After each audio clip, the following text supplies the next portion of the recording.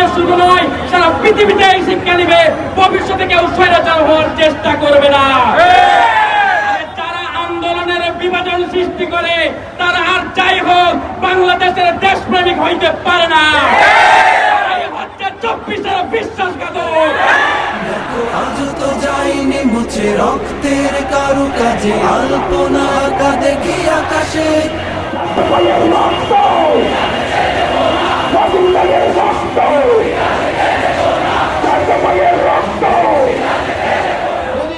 কোন ব্যক্তি বা দলকে খুশি করার জন্য ঘোষণাপত্র ঘোষণা করা হয়, সেই ঘোষণাপত্রকে প্রত্যাখ্যান করে আমাদের বিরোধীদের আমরা রাজপথে নেমে আসবো, রক্ত দিব, আমাদের জীবন দিব, এরপরেও আমাদের শহীদের অর্জনকে পিতা যেতে দেব না। ছাত্র শিবিরকে নিয়ে নতুন ষড়যন্ত্র করা হচ্ছে। রাজনৈতিক সাহায্য বোঝে না, যারা 36 দিনের বিপ্লবী তাদেরকে মনে করে দিতে চাই ছাত্র শিবির 36 দিনের বিপ্লবী নয়। শতাব্দী যেমন এই ময়দানে বুকের তাজা রক্ত দিয়ে আন্দোলন সংগ্রাম করছে,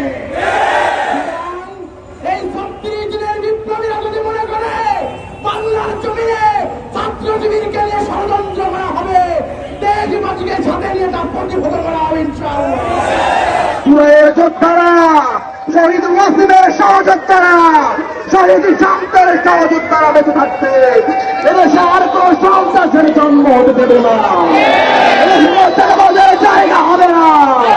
এদেশে জুলাইয়ের শহীদদের আকাঙ্ক্ষা রেখে চলবে। আমরা একসাথে লড়বো, দেশটাকে গড়বো, দেশটাকে বাঁচাবো, দেশটাকে সাজাবো।